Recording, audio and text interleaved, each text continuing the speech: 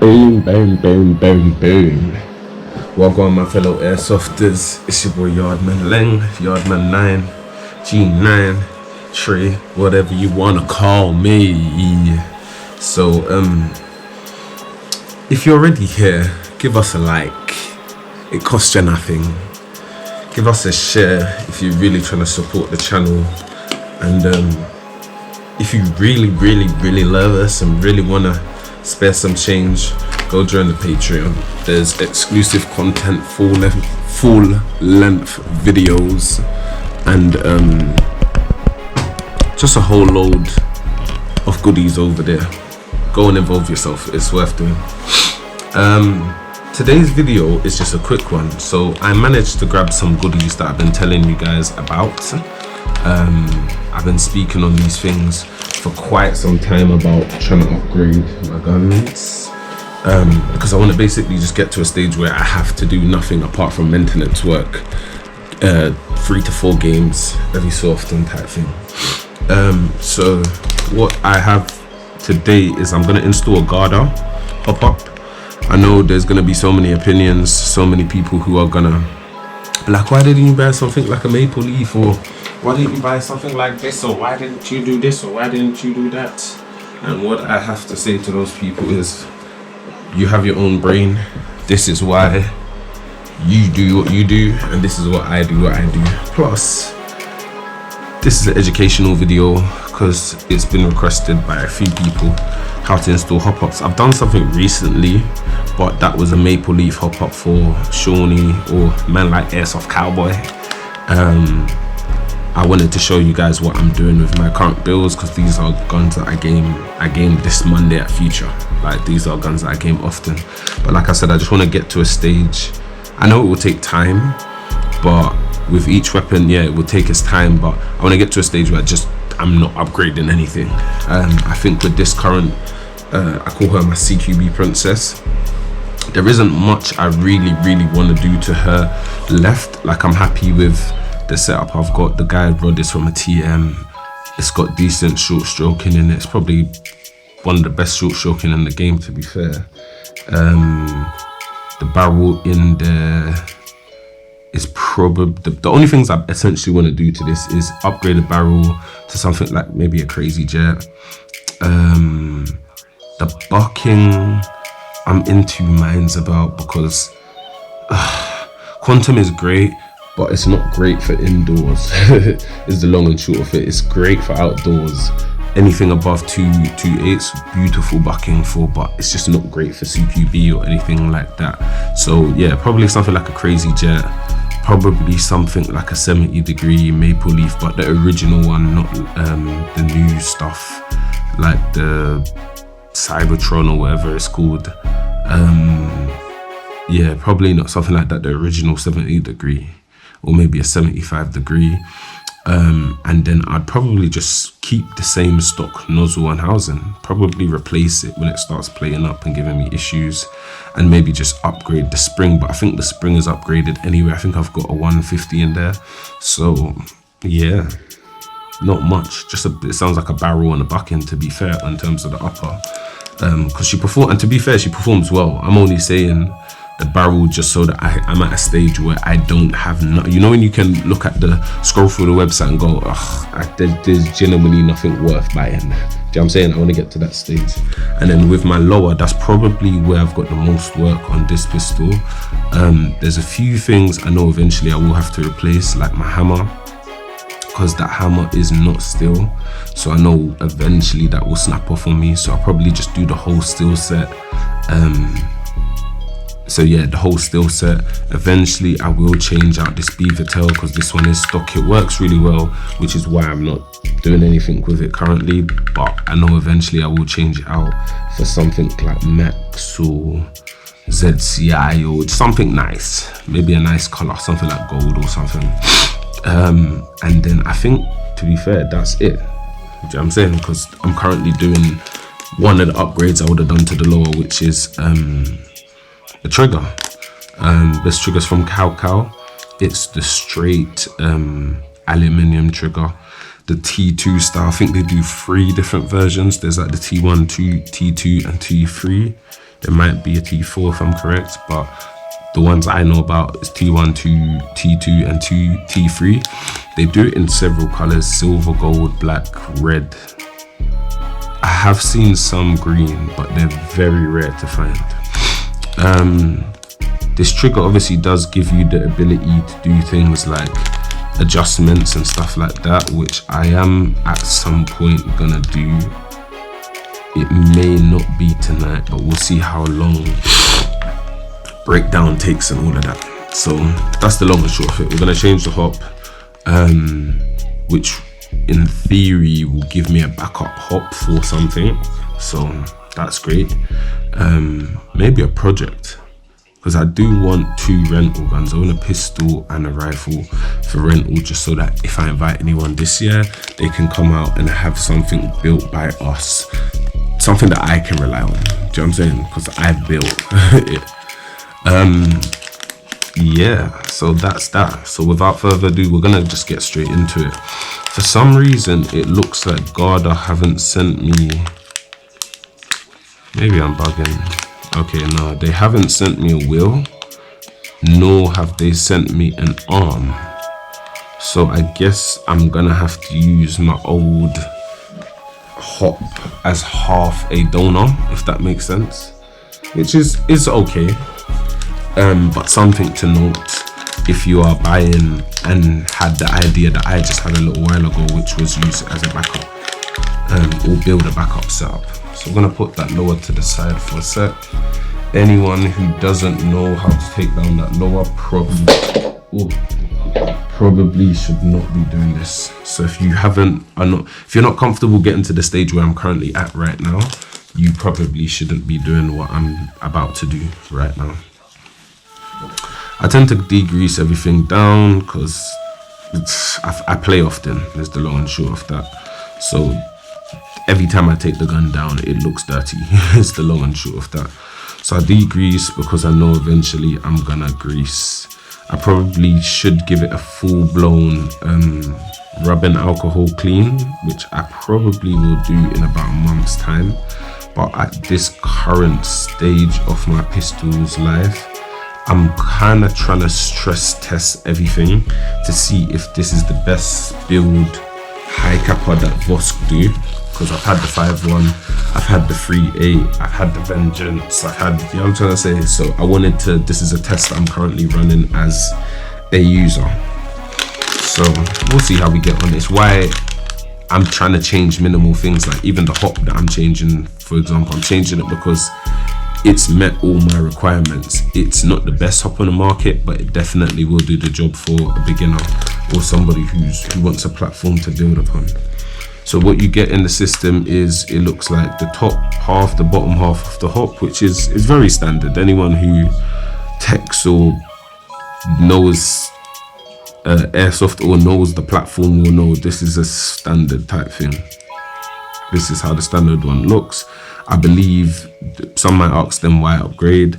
It's just built a lot better, a lot more solid. The material is a lot better. So this would, because I run HPA, this will take a lot more beat up and probably last a lot longer lifespan wise than the one that's in there. The one that's in there does well, it does perform pretty well, but I'm going for longevity here. I would like to keep this pistol long term. Do you know what I'm saying? Like, I would like to have this pistol until the slide snaps on me, like that kind of length of time. Yeah, so you get the upper, the lower, and then they give you 2 screws. I'm not sure if my camera will pick them up, but 2 screws, which is nice. At least they've given you the screws. But like I said, you will have to donor your wheel, your tension wheel, and it looks like you will have to donor your tension arm as well. So again, just gonna remove a little teeny bit of grease and stuff, because I can see there's a lot of gunk and dust and dirt on my pistol currently. So I just want to remove a little bit of that, so when I do add grease back on assembly, I'm not just adding grease to dirt and gunk. Obviously it's not the best way to clean it. Obviously I'm not going for no in-depth clean at this current time. I'm literally just trying to remove the initial gunk. And some people might even disagree with me at this stage doing this, but everybody has the rights to their opinion. So I'm gonna remove my tracer, put that to one side. Like I said, it's a great barrel, which is why I'm currently not changing out the barrel, because I want to see if I can maybe get another 6 months to a year out of the barrel before I'm like, because I'm a person who plays quite often it's my gameplay that shows me I need to upgrade something. So essentially I'm just separating the inner barrel and the outer barrel from the upper. And then we're going to separate the upper barrel, outer barrel from the inner barrel. And that's where the hop unit and all of that good stuff is. But yeah, I tend to not change stuff until in gameplay. Let's say I play a whole night and I'm like, oh, that barrel, I just couldn't get a barrel to zero out. Then I'll change it. At this stage, I've got a 5.1 barrel from an SSP2 9ine high Capa, and they are decent barrels. They're not the best things on the market, but they are built to last. I've had this barrel for maybe over 2 years and it still performs. It performed well in the SSP2. It performs well in anything I put it in. What I would say is you definitely need decent bucking when using this barrel, because I find that depending on the barrel, the bucking that I use often depends on the performance I get out of it, which is some people might be like, oh, that's just how airsoft works, but not necessarily. There's some barrels that no matter what bucking I put with it, it performs well. So that's the only thing I would have said about this one. So you want to remove both screws. And again, with some might ask them, which one's better? When people ask me questions like that, I always say to them, you can't, there's some questions in airsoft that you can't answer as A or B. Some questions have multiple answers, and that's one of those questions that have multiple answers. There is not one that's better than the other. I've come to learn, just because in some builds, don't tell me I don't have the plus. In some builds you will have, is that a plus or am I bugging? It is a plus. In some builds you'll find that the one that works, the barrel that works with all buckings is great for the sake of BB weight adjustment. So if you are a user who wants to just build one thing, set it and plug and play every gameplay, no matter whether you play indoors or outdoors, you probably want to go for one of those buckings. If you're a player like me who has different setups for different types of gameplay, you probably want to go for the other one, just for the mere fact that though it's more annoying, you have to go through the matching process of finding what bucking goes with the barrel and maybe what hop-up system it likes. Once you do spend the money and find that match, which you often can get advice from other people because other people have already done the hard work for you, like me, yeah, then you're just putting it together and running it. And to be fair, your hardest bit then is just finding your setup. So what weight you want to run and how to customize it to you, because everybody's different. Like me and Sean might have the same gun, but we might set them up different. What traces we run, what weight we run, what barrel length we run, what bucking we run, etc, etc. So yeah, so like you can see, there isn't much on the exterior, but the upgrade for me in this, because some people might be like, why the hell are you doing it, is duality. I want this to last long. I want it to, if I drop the gun, I'm not panicked. If I put 1,000 rounds through it back to back to back to back, I'm not worrying as much because it can manage the beat up, and the stock one manages the beat up quite well, because this is a hop up I've probably had running for maybe about a year, and yeah, there's some wear and tear of the paintwork, but everything's in good nick still. So it's not necessarily that I needed to upgrade it. I just thought at this stage, because I got my answers, like I said, about the hop up, I wanted to know, can it last for a user who doesn't want to upgrade that and wants to spend money elsewhere? And it can, it genuinely can. Whereas for me, I more prefer, some might ask, why do this? I more prefer having the ability to know that I've got something in there that's foolproof, which is the Garda Hopup system. And I'm not really gonna walk you guys through all of this because I've done this in another video. Please watch that video or pay for the Patreon, and I'll step by step where I focus specifically on this. This one is a bit greasy, so I'm gonna degrease it. And I'm a player who likes to have the ability that if something breaks, I have a little goodies bag of parts, which this Hopup is now gonna go into, the old one. So for me, like, some people might be like, oh, why do you spend the money even though the other one's fine? That's why, because now I've got a great Hopup in there, what I consider to be a great Hopup, reliable, something that won't break on me. And if I ever want to help somebody out or want to have a different barrel set up for a different style of gameplay, I now have base parts to make that possible. So it's for me, it's really a blessing more than anything. Plus it gives you guys video content to learn. So because I'm still using the same bucket and barrel, and to my knowledge I don't have to clean it, I cleaned it the other day, yeah, it looks pretty good. So I'm not gonna tamper with none of that. Put my arm to the side because that's stuff I'm keeping. I'm gonna put that stuff over this side because that's stuff I'm getting rid of, which is the upper and lower of the other one. Because it's steel, I'm gonna drop some grease around the area where the wheel is, just to assist with wheel spin. So bear with me, peeps. Because normally, I should put a hot rubber there, you know. Yeah, I'm just gonna do it. Let's do it for you guys and show you the right way to do these things. So I'm gonna cheat and half do it, but I'll do it properly for you guys.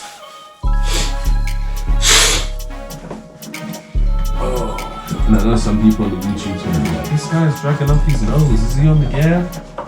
No, I'm not, mate. No, I am not. Literally just have really shitty hay fever. So what you want to do is find your chosen grease. You also want something like this, a Q-tip or an airbud or something like that. And let me see if I can find the right size hot rubber.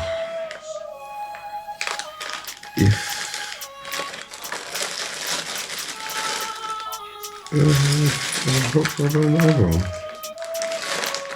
Okay, I think the hot rubbers are in the other one. 2 secs, peoples. Too much parts for me own good.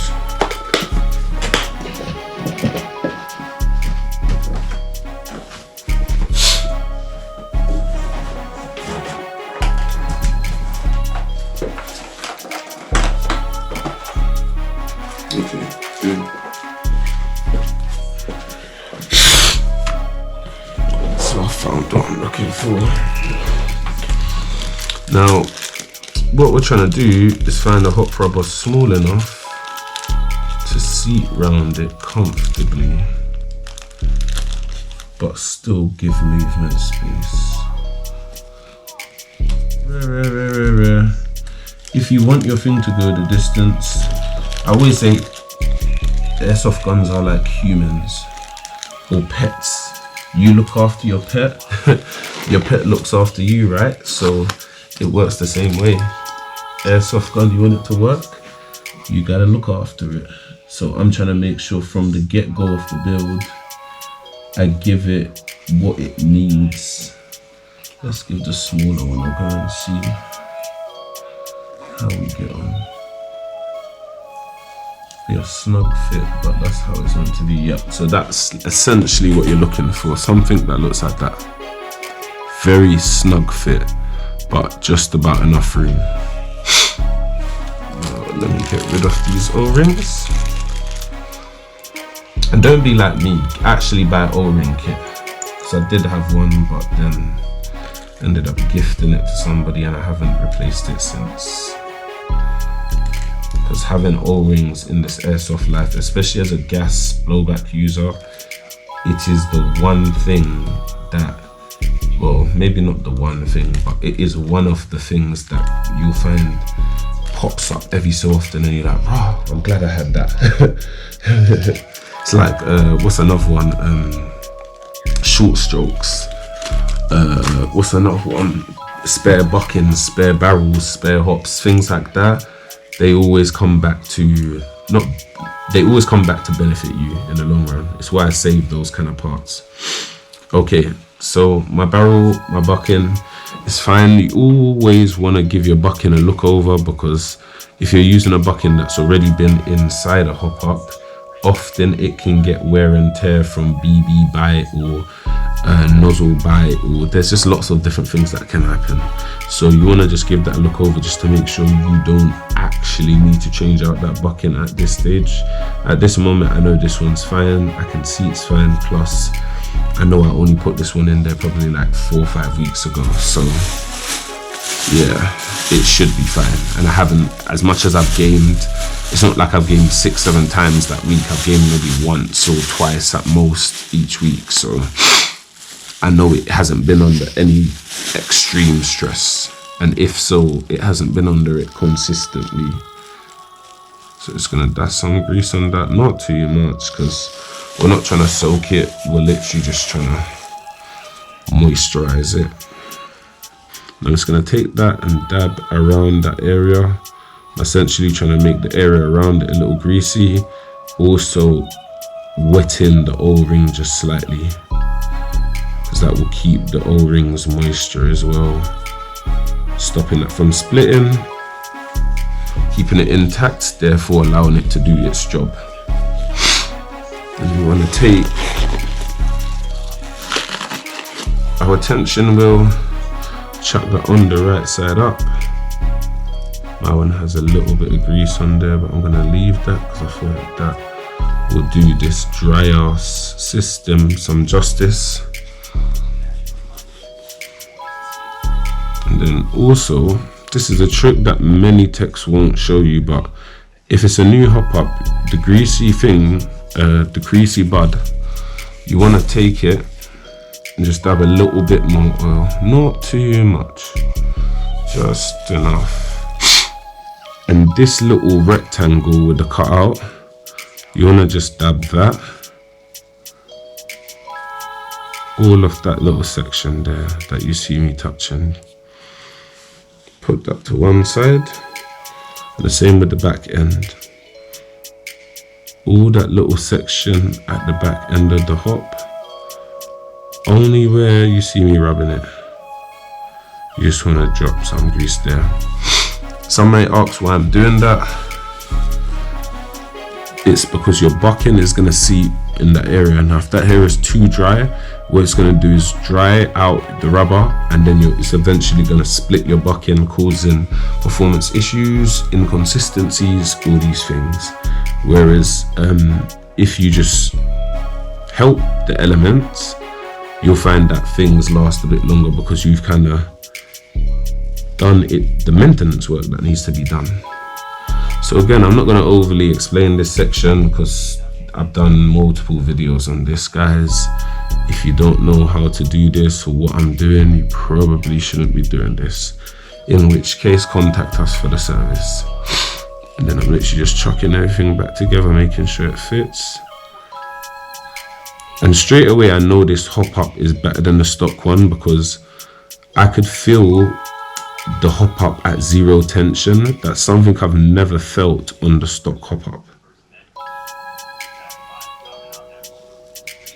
That's something I've genuinely never felt, zero hop with no tension at all. Normally it's a bit of a wrestle to get in, especially if you use something like a Quantum with this style Hopup. So well done on that, because that shows me already I've got a Hopup that is better than the stock one.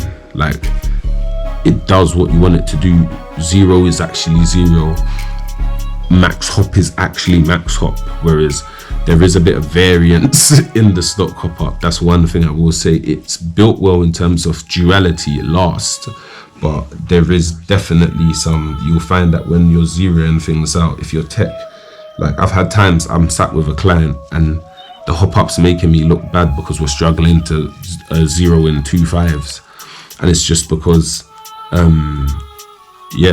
zero isn't necessarily zero on that hop-up or that wheel or that setup. It's 0.5 that's 0 or 0.7 that's 0, so it's a bit of a weird one, but I can already appreciate this because even just teching it, I can feel the difference. Like it feels better. A lot of the things feel better. Like I can sit here and talk on it, but I can feel it. It feels a lot better. Okay, I think I've tightened that a bit too much.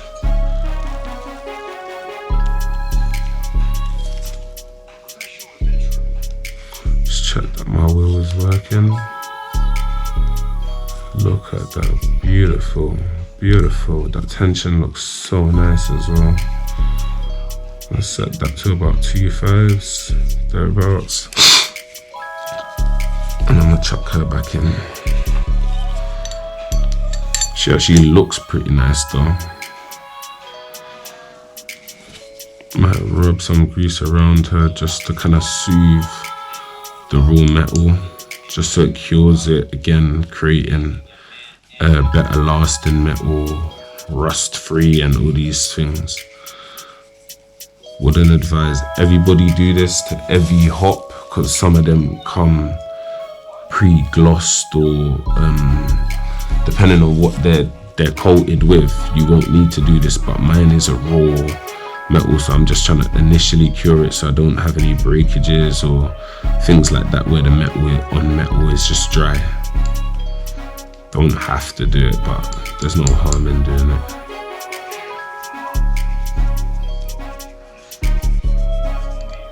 I think it's, because I run HPA, it's probably wise I do it, because the gun will naturally dry itself out through its air source, whereas if it's not greasy, but some areas have grease, like I said, you won't get so much, you won't get like metal crack and metal break because there's moisture within the system, if you get what I mean. So I'm gonna chuck that back in. Got to line that back up because the barrel's a bit longer. There we are. I'm gonna insert this back in the upper, just so that by the time I do the trigger, I can literally just test the system, or put the system back together, ready for testing in the morning. It's a bit too late now to be shooting these guns.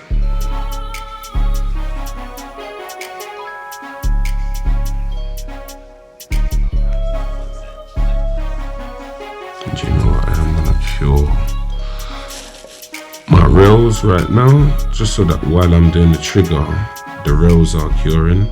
Just another thing, like look after your metal, whether it's aluminium or alloy or whatever it is. If you treat the metal good, it will go the distance. I have people that ask me questions like, how have I been able to have my same Vosk guns for such a long time? And it's because of the little things you see me do during the videos. You cure the metal, or you look after it, or you clean it, clear up the gunk, re-grease your nozzle and things like this.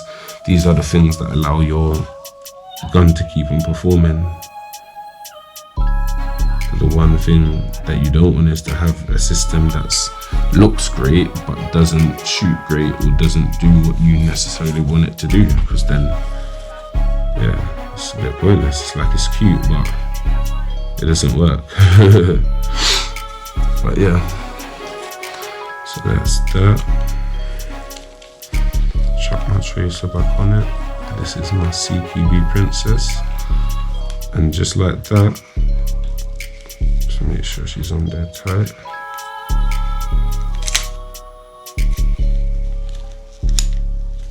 Yep, and just like that, we have an upper with the new Hopup system in there, and she actually looks better. I like the silver system. It looks like it was meant to be like that, to be fair.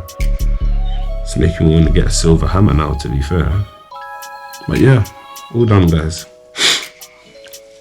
think we'll have to give her a test at some point, see if I can get out to a game in the next week or two to give her a test. So we'll put her to one side, let her cure, let the grease run into and seep into the sections that I want it to. Put that up there, clear my workspace a little bit. So I've got some room to work with. Okay, so the next part of this build, which is the lower.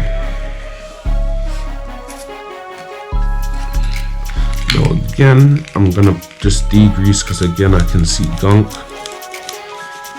dust and black grease, and you guys know the nasty stuff that happens to these guns during gameplay. Probably won't get off everything, but you just want to get off some of it, because it means that when it comes to deep clean day, your tech or yourself doesn't have so much of a hard job where every time, well, maybe not every single time, but sometimes you've taken the gun down and done things like this. So rather than there being, I don't know, 10 milligrams worth of dust in total, and there's now maybe 4 or 2, or do you get what I'm saying? There's a lot less. Okay, now triggers are annoying bloody things. You essentially have to pull the whole lower down to get access to the trigger section. So y'all are gonna have to bear with me for a little bit, because there's things I need to do to get to the section to be able to show you what I'm trying to show you. So bear with me. I'm not sure if I've ever done a trigger build on camera, but here we go.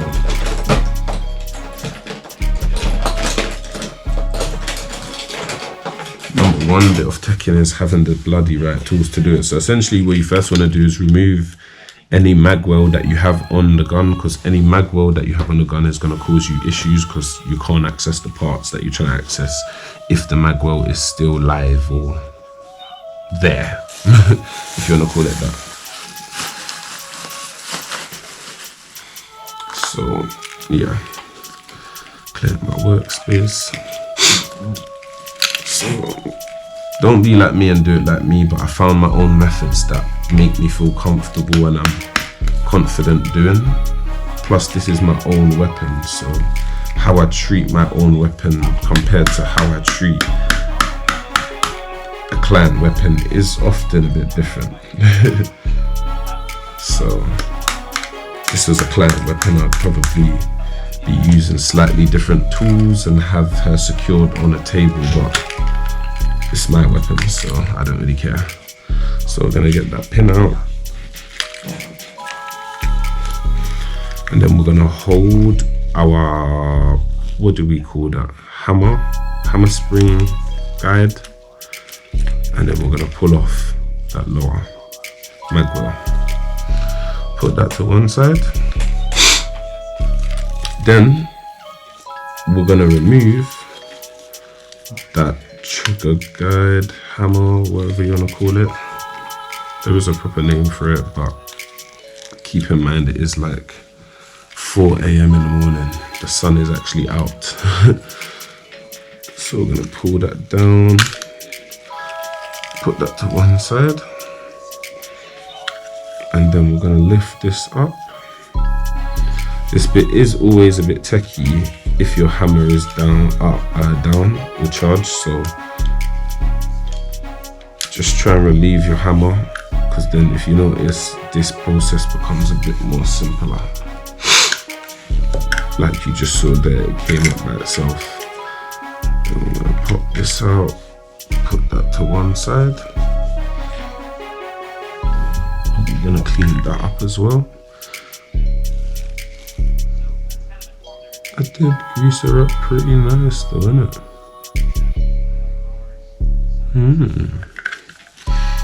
I treated her very well. Remove any attachments. Should have probably done that from before.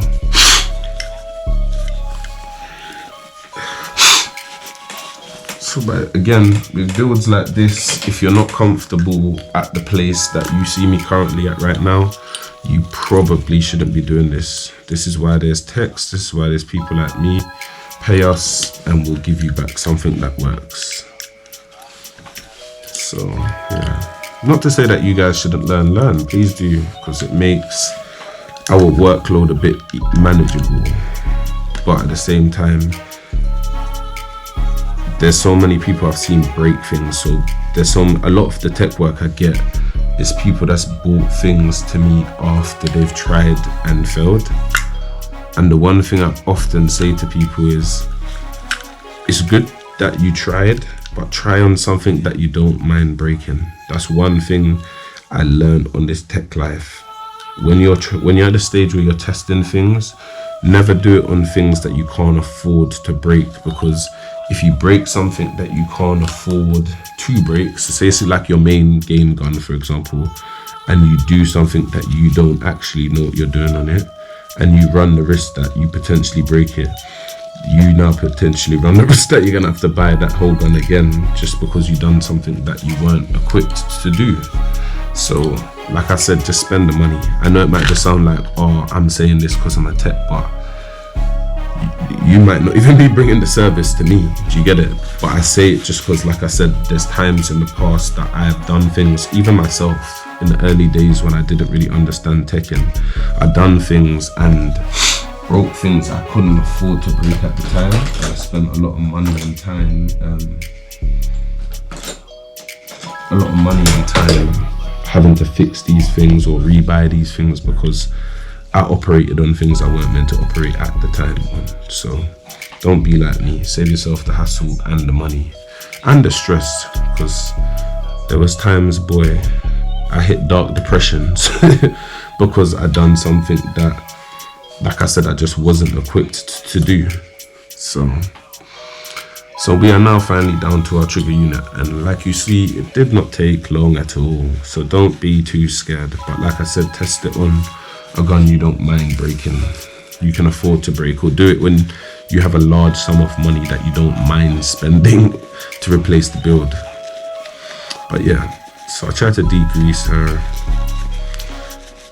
or the bar, because that's the bar I'm gonna want to re-grease when I put back into the gun. And because I tend to not really take the gun down this far, I'm gonna clean it up properly before I put the trigger back in, because then for the next year or however long until I take the lower back down to its bone shelling like this, I know that my lower should be fine, because essentially I've stripped it. The only further breakdown I could do would be go into the hammer set. So yeah, which I don't really need to do. Via what I have left, don't make yourself your job harder than it needs to be, because some people would have took off the safety and took off the beaver tail. You don't need to do all of that to change this. Save yourself the hassle. Because I remember, again, when I first started teching, this is something I did a lot, and I found that I just caused myself problems because I bent something or broke something or put it back in the wrong way, or, do you know what I'm saying, just because I took down stuff that actually really didn't need to come out of the gun. But again, that was my learning journey. Hopefully yours is less problematic. So I'm just gonna pop the pin out. I know some people are gonna be like, oh, show us. It's better I just explain. We'll show you once I do it.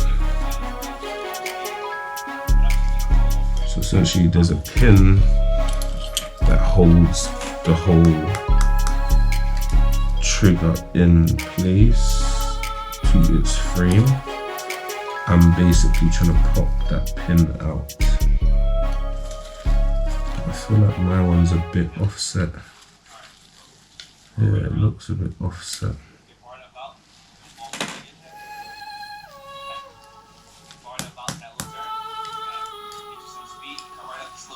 My one is proper, not trying to budge, right?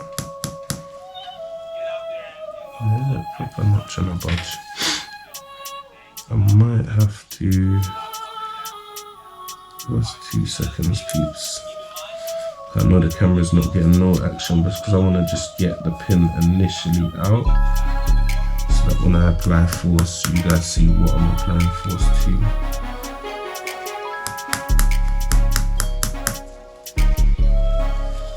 does not want to budge today though.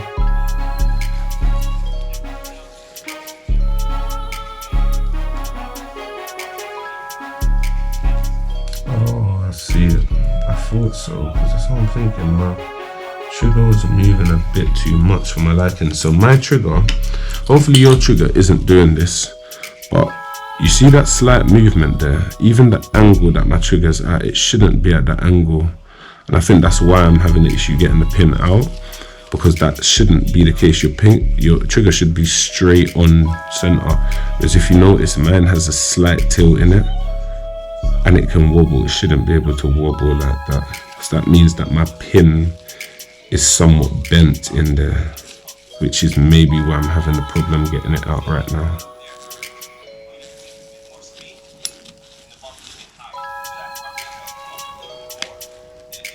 Yeah, so I just need to straighten that back out and then it can go through it. Don't do it in this method like me, guys. What I'm just trying to do is straighten up my pin so I can actually try and remove it like I'm meant to. So what you don't want to do is break your pin or bend your pin. Okay. 2 seconds, peeps.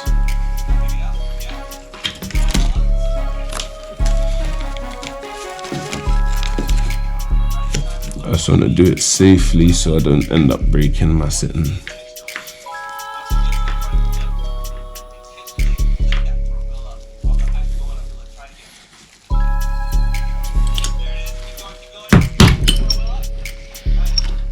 Papa does not want to budge in it. Okay, now we're getting movement.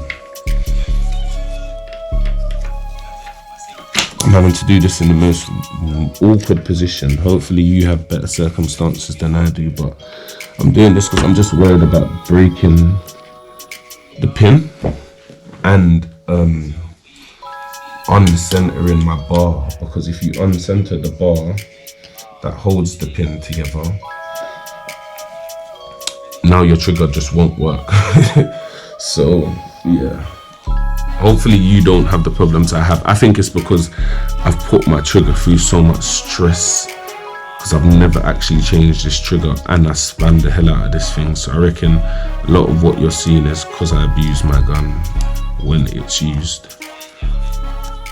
Okay, so essentially what you're trying to do is do what I've just done. You want to take out that little pin from that little unit there. You don't want to lose that. You want to keep that so close to you. And then this unit will slide off like that. You can keep that trigger. I think I might keep that trigger and put it in my Tokyo Marie, because I'm planning to upgrade her as well today. So we'll see how that goes. So essentially you want to keep this unit and that bar, because that's what you're going to need. You're going to grab your new goodies, which is, this is a Cow T2. I'm not going to sit here and do the promotional stuff, guys. I don't get paid to do this. I'm showing you literally stuff well, tell a lie, some of them I bought, some of them I didn't. But stuff that I wanted to put in my gun, let's put it that way. So you want to line that up inside the new trigger. And don't do this if it's a Glock trigger with a high Capa part. Come on, not all parts work. Not all of them are universal. So you're just gonna line that up perfectly, or else that bar is just not gonna go through.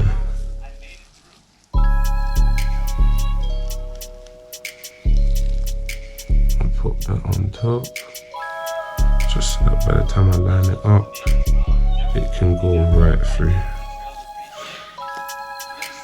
And then when I feel like it's lined up, I'm gonna apply just a little pressure just to set it in place. And I call that, I'm sure there's a proper name for it, but I call it setting place. That's what I tend to call it, just because that gives me as the tech a chance to kind of align everything the way I want it. Because that also has an impact on how your trigger will function. So line it up how I want it, perfect, before I pop that bar in. Because if you don't have it how you want it lined up before you pop that bar. Essentially all you're gonna do is offset the system like how you saw my system before. So maybe even when Vosk was originally teching my gun before it left the factory, maybe that's where they flopped, and maybe that's why I have the problem, because yeah, I do spam it, but it would be straight on in the system. So technically that probably isn't me, unless I'm wobbling the trigger every time I spam press it. So who knows, I'm gonna grab another 2 cotton buds, because there's other parts of the lower that need cleaning and re-greasing before I chuck it all back together. But the hard nitty gritty is done. There's just some, well, the hard bit is done. There is a little still bit of nitty gritty to be done. So I try to clean everything up, get rid of gunk, dust, dirt, anything irrelevant that doesn't need to be in your body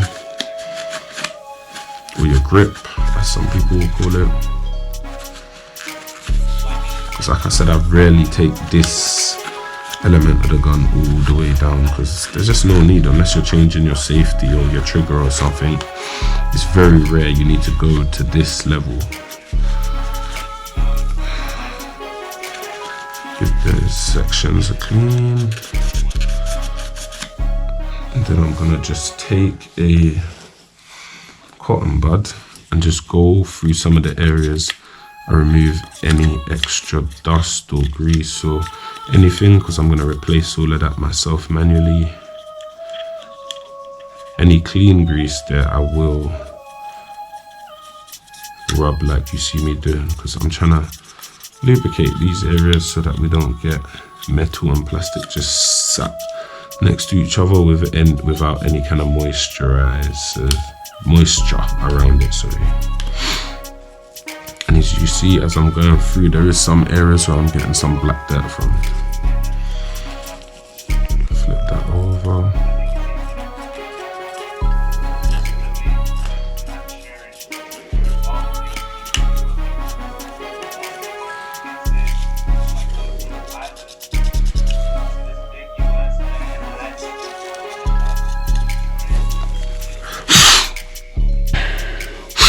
Okay.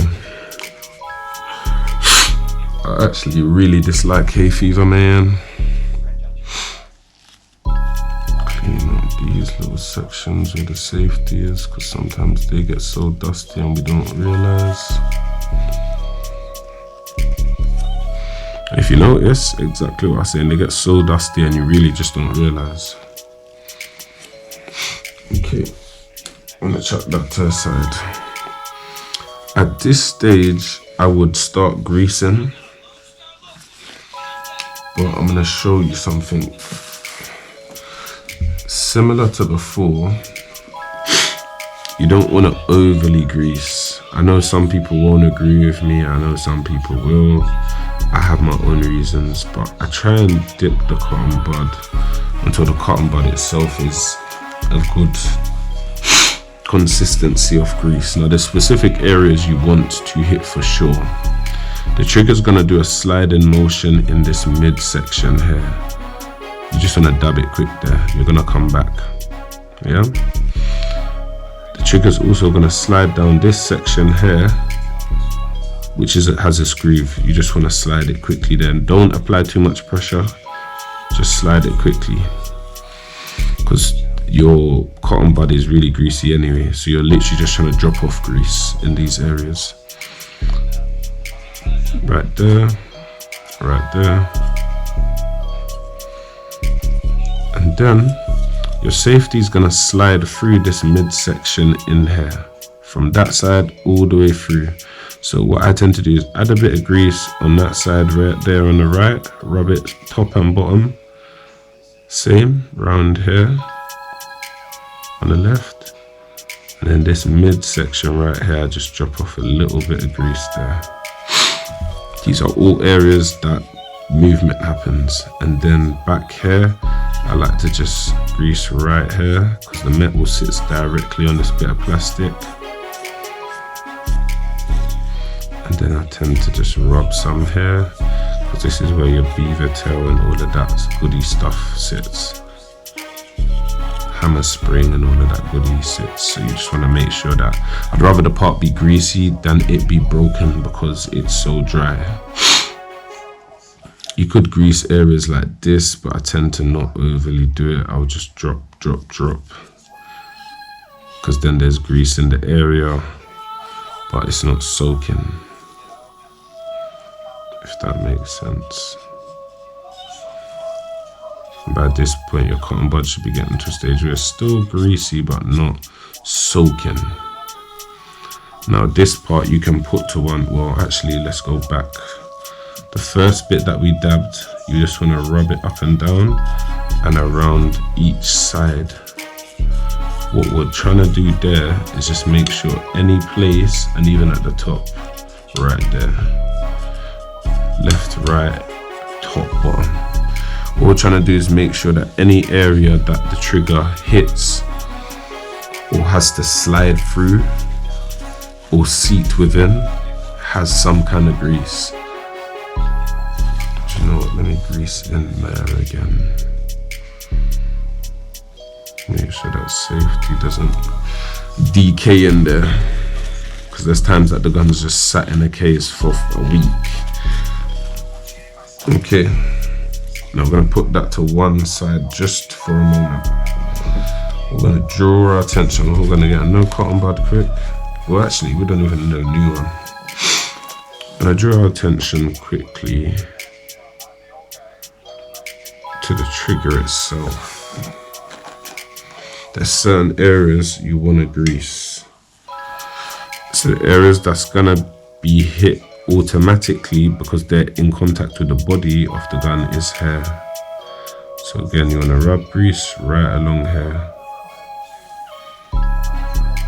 This back section makes contact with your hammer parts, so I like that to be greased just so that it can just smoothen any quick motion happening in there.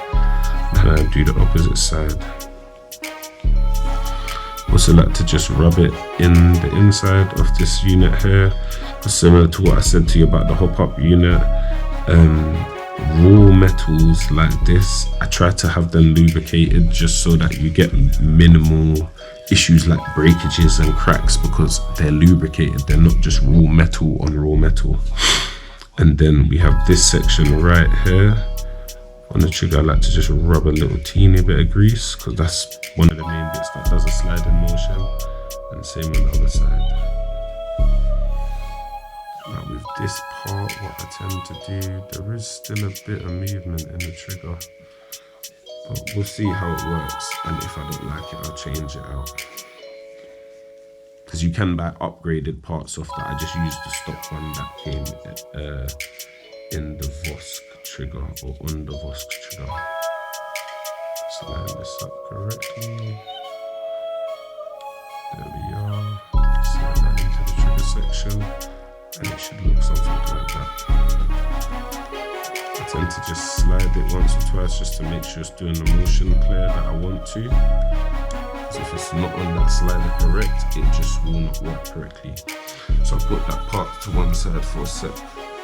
Now start cleaning up some of this stuff that I didn't clean up earlier, because these are some of the parts that's going to go back on in literally a second.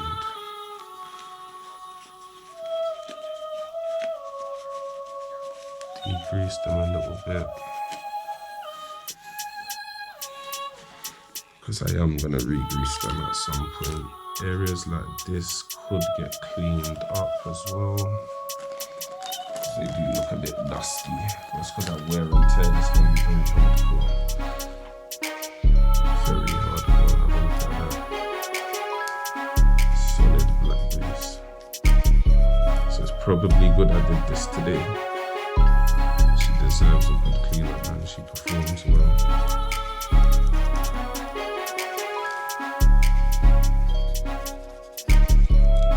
I think this is the first time since I've owned her that I've ever done this area clean, so it's probably good for the sake of lifespan. I'm due to open her and change out her trigger unit, because I want her to have still trigger sets, but I just thought use her until she breaks kind of thing.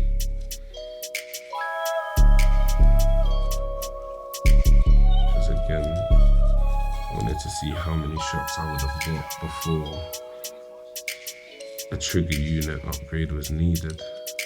So when people ask, I can give a honest answer from my own experience, do you get what I'm saying, rather than be guessing.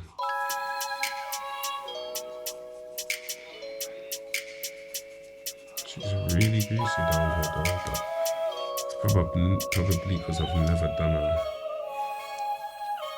clean, like I said, in this section since I've got her. Never had to really take her down this deep.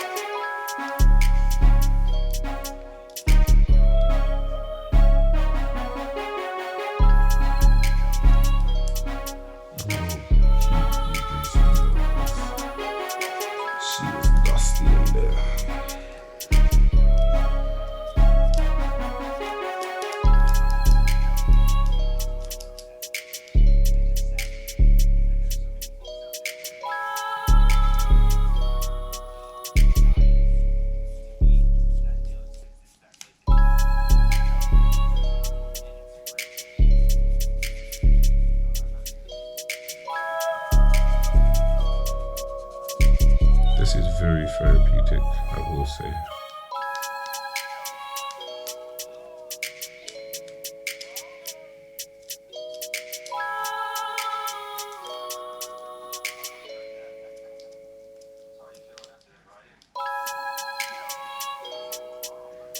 Doesn't have to be perfect. I'm just being extra because, like I said, I've never this particular weapon, since I've had it, I have never taken her down this deep. So it is actually nice to see how dusty she is, because it lets me know, yeah, the deep clean needs to happen maybe in the next 6 months tops. If I game out hard, maybe 3 months. So I can see the hammer set, but I don't want to do all of that just yet, because there's just no need.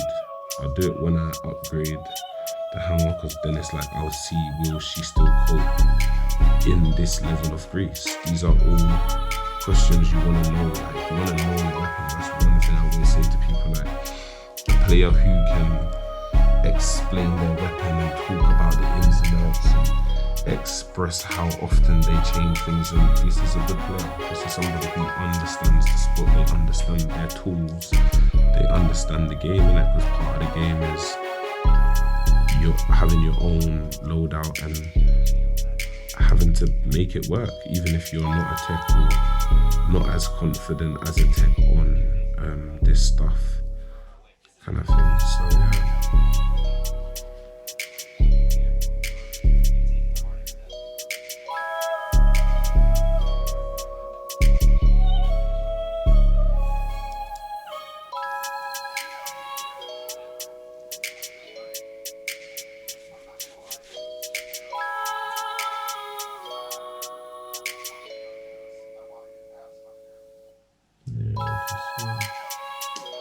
Definitely gonna need a new hammer set soon. I can see it though. At least I can see it that it's coming. The good thing is I know where to go cheaply to get one. So these are the good things about being tech. But guys, defo invest in checking your stuff, especially if you're a high Capa user, because now I'm seeing like little sections like my chamber and my magwell. Yeah man, look how dusty these things are. We don't realize because we're so locked into gameplay, but look how dusty these sections are, so do give them a once over.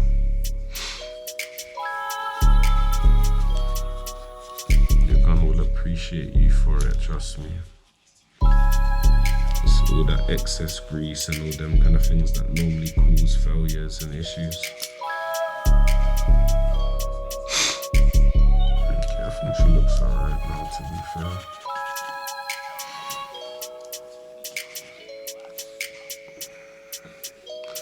So we're gonna start reassembly.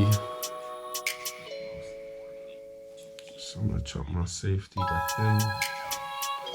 And to be fair, I should degrease that as well.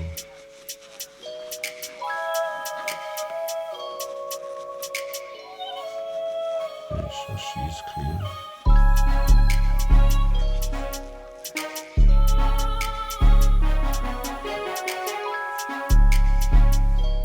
taking some wear and tear, but that's normal.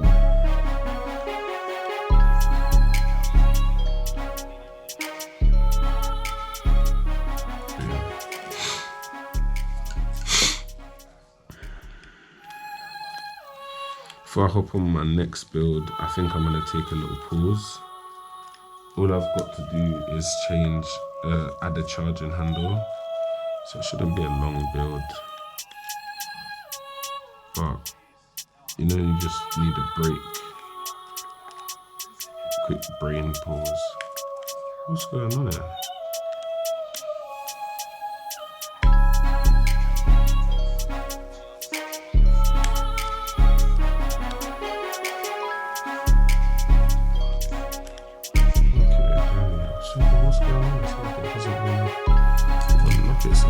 We now have liftoff.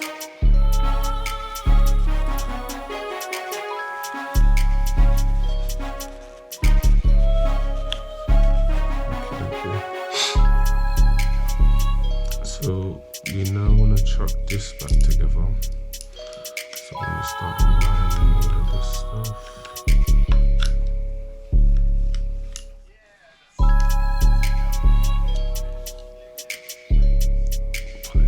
Things where they went. This particular screw is a very important one. There's so many guns that people bring to me, high cappers, that when I open it for the first time, that screw is missing because people have done work on the gun themselves and forgot to put it back, or the tech has also done work and forgot to put it back. So again, guys, look out for that screw, it's a very important one. Sit here and moan at you guys, but just, like, it's a very important screw, it's the long and short of it.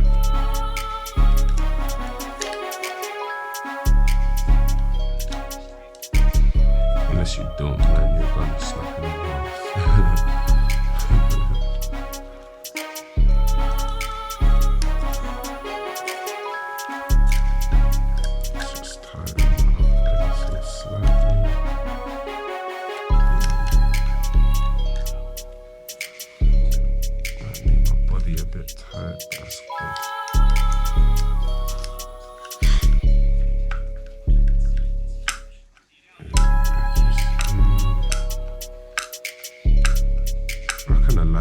Then it's like a confirm, you have to confirm the shot. As long as it returns, I'm fine. What are we doing next? So let me show ya.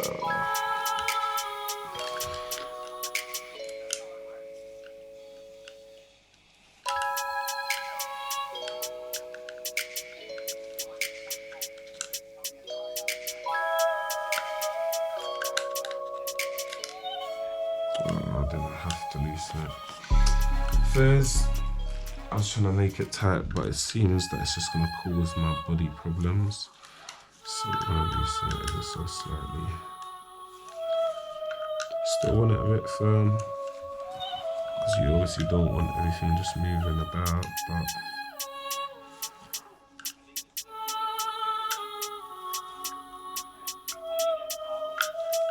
I know exactly what it is. One of the things that is annoying about these hammers is if you let some of the parts move without the parts in there, you tend to have this problem I'm having. Is because the hammer is trying to return, but there's a part that's in its way. I don't have to take that off the lower. Around this.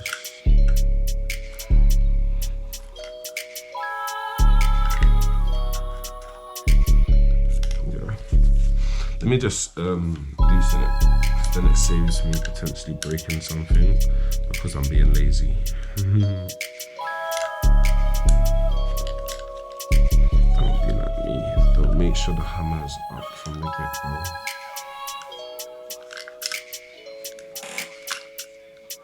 There we are.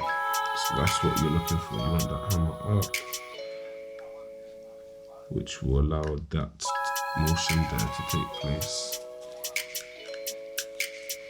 So I might say, why is that relevant? Trust me, if you don't do that, you're likely gonna break your beaver tail or something, your hammer or something, trying to force it. So just don't force it. If it's not going, like you see how my one wasn't going at first, just remove the last part and try again. So I'm gonna put this back in. This also can be another finicky section of the build. I have done videos where I break this section down, so I'm not gonna heavily focus on it right now, because honestly guys, it's like 5 in the morning and I still have other stuff to do. But I wanted to do this build with you guys and show you guys. I think I've done it on the first try. Wowee. Ain't I a G?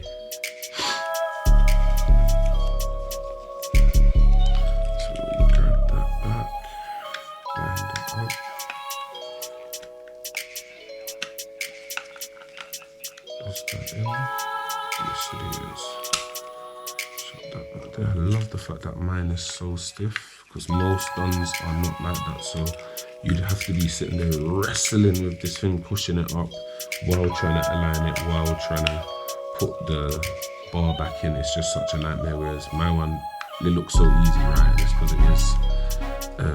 And I give God thanks for that, because I've had so many of them that is not like that. And you are literally wrestling with the thing. There we are, now it's where you want it to be. And that spacing is very relevant, because if it's not tensioned correctly, your beaver tail won't work correctly and your hammer won't return like that, or your hammer won't lock like that. So it's very important that last process you see me just go through, it's very important you do that correct, or again you're just causing your gun problems and you may need to replace something because you've done that. There's some stuff I don't speak on. If you notice, I'm like, oh, do that however you want to, but there's some things, if you notice throughout the builds, I'm like, oh, make sure you do that, or make sure you do this. Please listen for your own pocket's sake. Like I said, you don't want to be like me and end up spending money to learn lessons because you are trying to be impatient. Okay, let's get these out the way.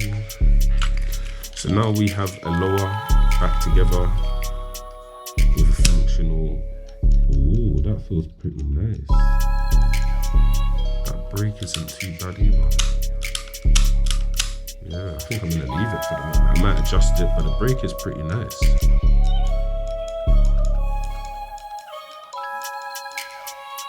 Yeah, guys, I'm kind of in hue off my gun at the moment. I'm very happy with the upgrade already. I could make it a lot more tighter, but I don't feel like it's needed. That trigger sensitivity feels pretty decent anyway.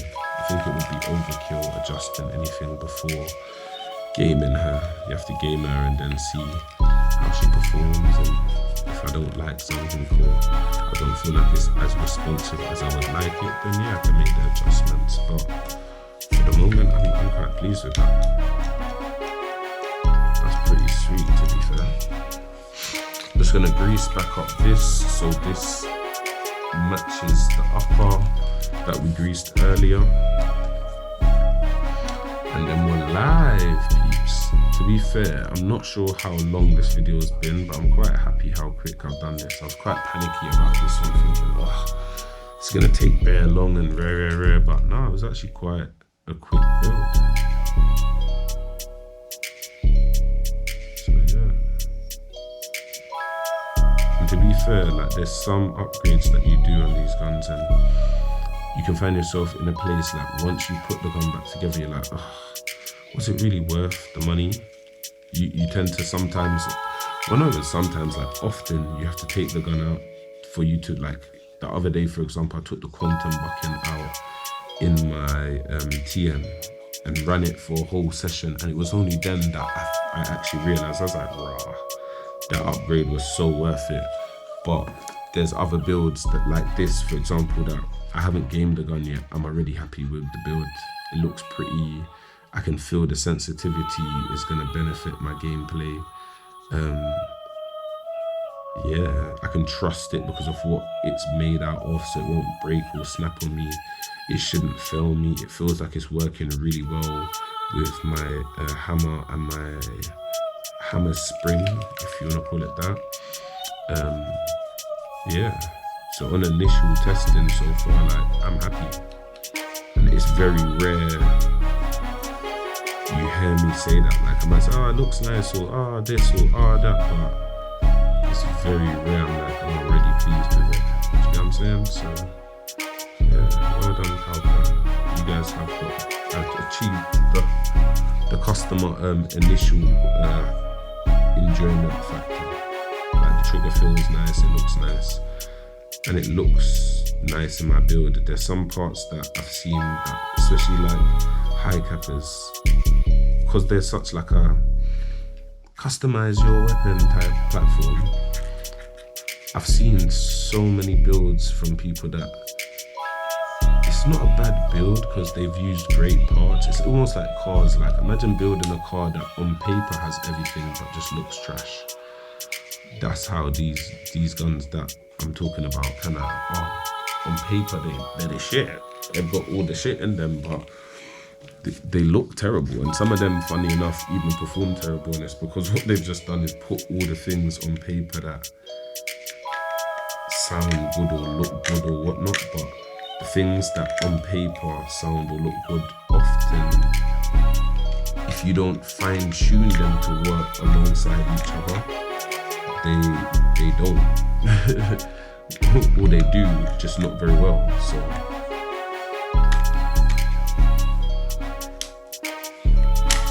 there we are. I was thinking what's going on there, but that's me. It's because I've got an alignment issue with my outer barrel.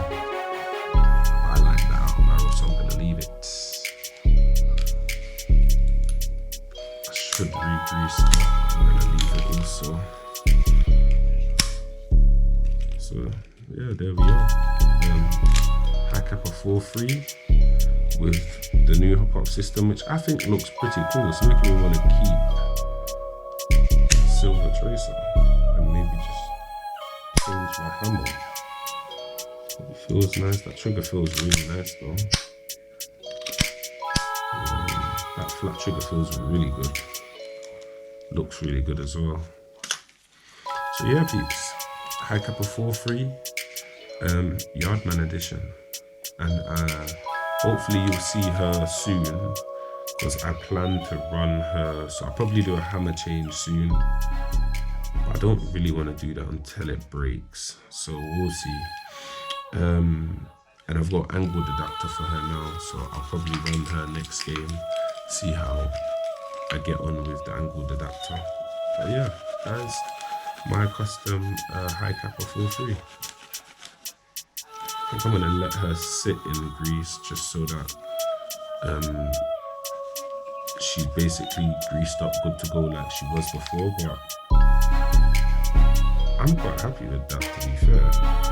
I do feel like it's missing some kind of gold or silver, but I think I know the solution around that. Maybe buy a gold version of one of these flashlights with some duty grade maybe by the end of the year. And then maybe a silver hammer just to kind of sub-match the tracer. But I'm happy with the way she looks at the moment. I love that trigger. Might end up buying one for, because I was going to put the purple trigger in that, but the trigger feels so nice, I might even get one for my TM. That feels really good. I think it might just be the flat trigger thing, but that feels really good. Really good. But yeah, High Capa 4.3 people, by your boy Yardman Lane. Or Yardman Lane. And we out.